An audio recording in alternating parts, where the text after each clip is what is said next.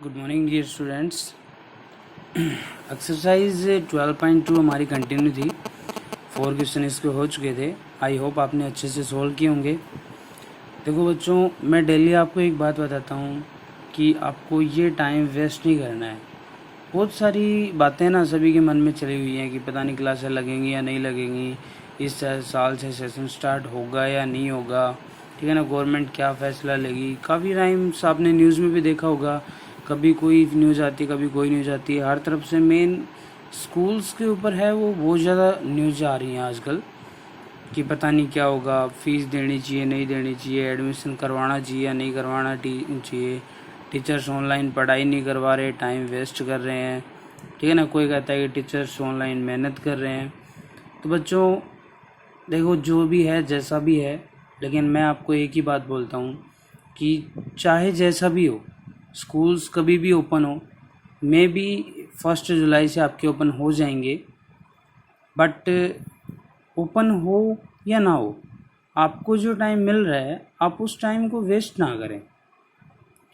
मैं ये नहीं कहता कि आप पूरे दिन बुक्स के अंदर लगे रहो, बट अब तो 24 आवर्स है वो आपके पास हैं। 24 आवर्स में से आप एटलीस्ट 4 या 5 आवर्स ही पढ़ लो।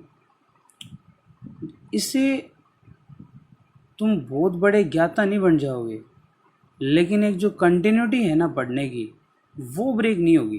तुम्हारी हैबिट जो है ना वो ख़राब नहीं होगी, बुक्स के टच में रहोगे, ठीक है।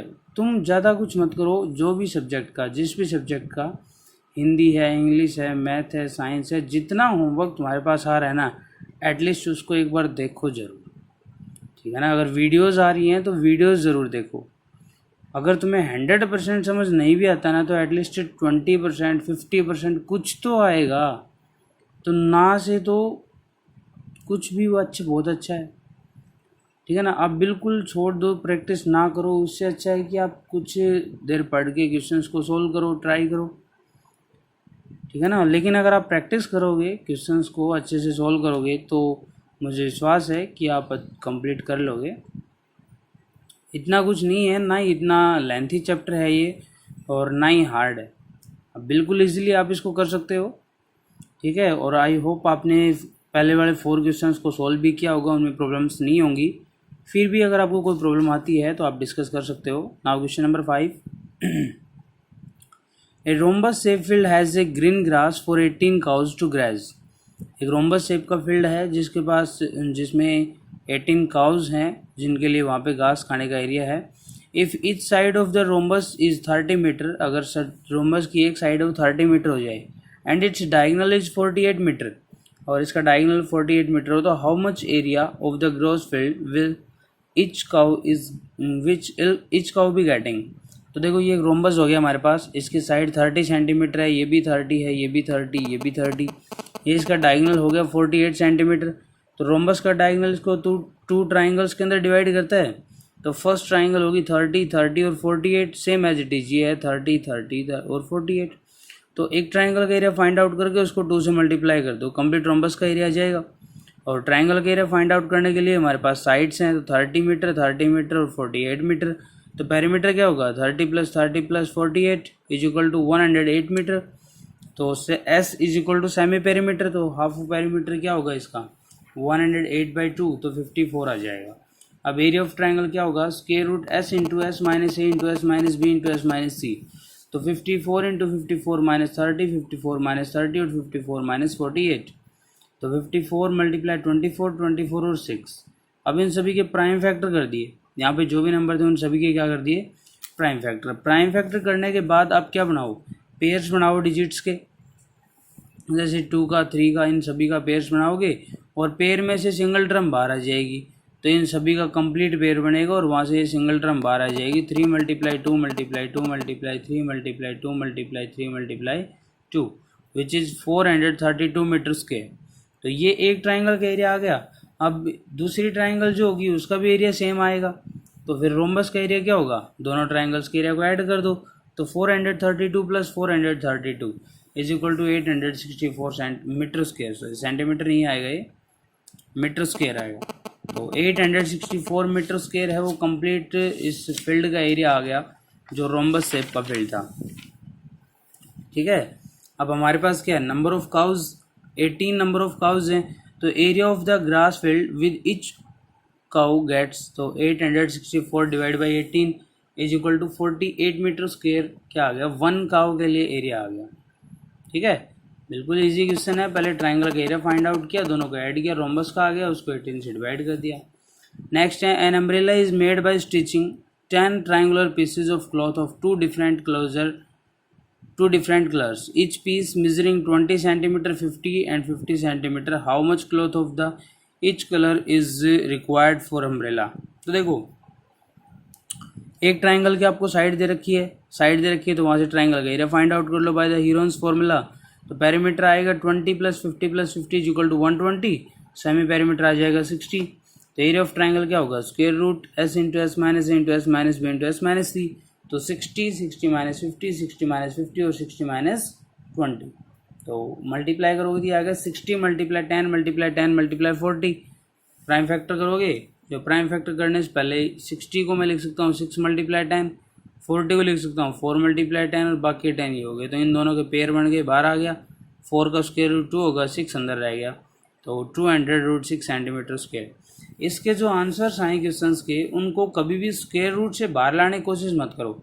स्क्वायर रूट के अंदर अगर कोई बचता है तो उसको रहने दो, उतना आंसर ठीक है, उससे ज़्यादा आओगे तो बहुत ज़्यादा लेंथी हो जाएगा, तो उसको वहाँ पे छोड़ दो। स्क्वायर रूट के अंदर साइन आ जाए, कोई प्रॉब्लम नहीं है, सर आंसर आ जाए क्या, ठीक है। अब एरिया ऑफ 5 ट्रायंगुलर पीसेस, क्योंकि 10 पीस है टोटल उसके अंदर, तो 5 का एक कलर है और 5 का एक कलर है, तो एरिया ऑफ 5 ट्रायंगुलर पीसेस, तो 5 × 200√6 कितना आ गया, 1000√6 सेंटीमीटर स्क्वायर। तो जो अलग अलग कलर हैं अगर दो, तो एक का एरिया 1000√6 सेंटीमीटर स्क्वायर आ जाएगा, तो दूसरे का भी सेम आ जाएगा 1000√6 सेंटीमीटर स्क्वायर। नेक्स्ट क्वेश्चन है, ए kite in the shape of A square, एक काइट है जो शेप की स्क्वायर की शेप में है, with diagonal 32 centimetre and isosceles triangle of the base 8 centimetre and the side 6 centimetre, each is to be made of 3 different shades as shown in the figure. तो how much piece of each shade has been used in it? तो कहता है कि एक पेड़ तो ये हो गया भाई, एक कलर तो यहाँ पे हो गया ऊपर वाला, एक कलर नीचे और एक कलर ये, तो कहता है कि टोटल 3 कलर्स इसके अंदर आएंगे। तो ये एक स्क्वायर शेप का है, स्क्वायर है, तो इसके डायगोनल्स आपस में क्या करेंगे, बाइसेक्ट करेंगे। तो AO is equal to OC और OB is equal to OD। Now angle AOB, angle AOB is equal to कितने डिग्री का भाई, 90 का। Reason diagonal of square are perpendicular bisect to each other. Now in triangle ABC triangle है, तो उसमें AC side हो कितने 32 centimetre का है, और BO है, BO वो क्या होगा, हाफ ऑफ BD, तो 1/2, और BD का क्या होगा BD की साइड 32 सेंटीमीटर, उसका हाफ 16 सेंटीमीटर आ जाएगा। मतलब इसकी ये जो OB की हाइट है वो 16 सेंटीमीटर है, और AC की कितनी है 32 centimetre. So area of triangle ABC is equal to 1/2 base multiply height, so 1/2 base 32 and height 18, cancel हो गया, 256 सेंटीमीटर स्क्वायर आ जाएगा। अब ऊपर वाले का 256 है, तो नीचे वाले का भी कितना आएगा 256, ठीक है। और अगर कंप्लीट का पूछे तो एरिया ऑफ ट्राइंगल इनको ऐड कर दो, 256 + 512। अब ये जो नीचे छोटे ट्राइंगल बची है, इसका एरिया फाइंड आउट करना है, तो इसका हो जाएगा SA + B + C is equal to 6 + 6 + 80, ठीक है। तो वो क्या आएगा 20/2 10 सेंटीमीटर आ गया। एरिया वो क्या होगा, तो एरिया भाई S की वैल्यू 10 होगी, तो 10 × 10 - 6, 10 - 6 और 10 - 8, तो 10 × 4 × 4 × 2,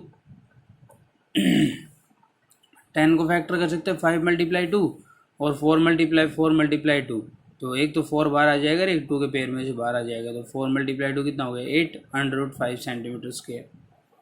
ओके, नेक्स्ट क्वेश्चन है question number 8। Side of a floor design, एक फ्लोर पे कोई ट्राइंगुलर टाइल है, तो floor design which are triangular side दे रखी है 9, 26 और 35, 28 और 35, और नंबर ऑफ टाइल्स है उसके अंदर वो 16 टाइल्स हैं। तो एरिया हमें बताना है, और पॉलिशिंग के लिए दे रखा है रेट 50 पर सेंटीमीटर स्क्वायर के लिए। तो सबसे पहले ट्रायंगुलर साइड दे रखी है, साइड दे रखी है, तो S half perimeter find out कर लोगे, कितना आएगा। पेरीमीटर है वो 72 है, डिवाइड बाई 2 तो 36 मीटर आ गया। एरिया ऑफ ट्राइंगल तो square root s into s minus a into s minus b into s minus c, ठीक है। तो एस की जगह पे कितना आ जाएगा भाई 36, और एस माइनस ए तो 36 माइनस, भाई ए की वैल्यू 9 है तो 36 माइनस 9, बी की वैल्यू है वो 36 माइनस 28, और सी है 36 माइनस 25। अब ये 36 मल्टीप्लाई 27 मल्टीप्लाई 8 मल्टीप्लाई 1। अब 36 को क्या ले सकते हैं 9 मल्टीप्लाई 4, 27 को क्या ले सकते हैं 9 मल्टीप्लाई 3, और 8 को 2 मल्टीप्लाई 4। तो भाई क्या करना है यहाँ पे 9 का एक पेयर बन गया, वहाँ से 9 बार आ जाएगा, 4 का एक पेयर बन गया, वहाँ से 4 बार आ जाएगा, ठीक है। और अंडर क्या हो जाएगा 6 आ जाएगा, क्योंकि 9 का पेयर बन गया वो तो बाहर आ ही गया, 4 का पेयर बन गया वो भी बाहर आ गया, अंदर बच्चा 3 मल्टीप्लाई 2 तो वो √6 हो जाएगा। So 36 √6 centimetre square. But area of 16 triangular pieces, तो उसको 16 से क्या कर दो मल्टीप्लाई, तो 576 √6 सेंटीमीटर स्क्वायर आ जाएगा। अब 9th जो क्वेश्चन है ना, वो क्वेश्चन एज इट इज़ मैंने करवा दिया था पहले। क्वेश्चन नंबर जो एरोप्लेन वाला था उसमें लास्ट पार्ट था, लेकिन फिर भी करवा देता हूँ। देखो, a field in the shape of A trapezium whose parallel side are 25 meter and 10 meter. The non-parallel sides are 14 meter and 13 meter. Find the floor of the design या floor of the field. तो क्या करोगे, देखो simple सा question है, ए B C D एक हो गया ट्रेपेजियम हो गया, ठीक है। तो हम कंस्ट्रक्शन करेंगे पहले, और कंस्ट्रक्शन क्या होगी कि ए डी के पैरेलल एक साइड बी ई ड्रॉ की जाए, और ए बी है वो पैरेलल होगी किसके डी ई के। तो 2 पेयर अपोजिट साइड के इक्वल पैरेलल हो गए, इक्वल भी हैं, तो क्या होगा एक पैरेललोग्राम होगा। Now in triangle B E C, in triangle B E C, तो बी ई सी में भाई साइड है 14 plus 13 plus 13,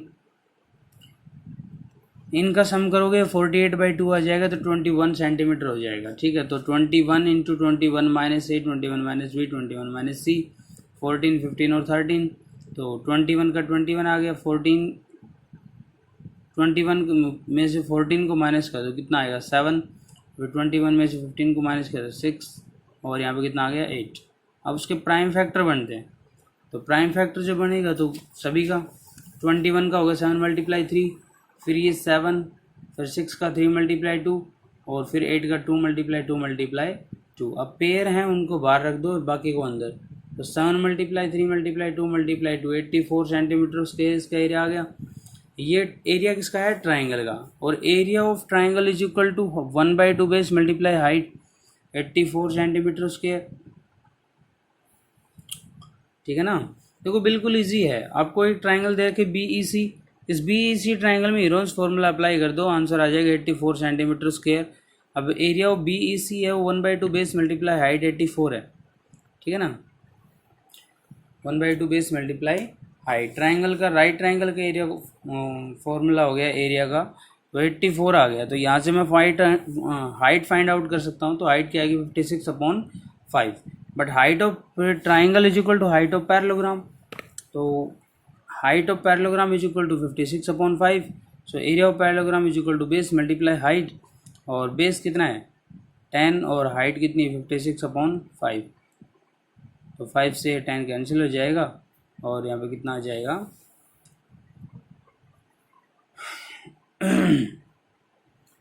112 centimetre square. So area of A B C D is equal to 112 plus 84 is equal to 196 centimetre square. मतलब यहाँ पे जो trapezium का area आपने फाइंड आउट किया था, ठीक है, उसके बाद ट्रेपेजियम का एरिया फाइंड आउट करने के लिए पहले पैरेलल लाइंस ड्रॉ करनी है, पैरेलल लाइंस ड्रॉ करने के बाद वो एक पैरेललोग्राम हो गया, ठीक है। अब जो ट्राइंगल बची है उस ट्राइंगल का एरिया फाइंड आउट करो, और वो ट्राइंगल इक्वल लग दो एरिया ऑफ पैरेललोग्राम के।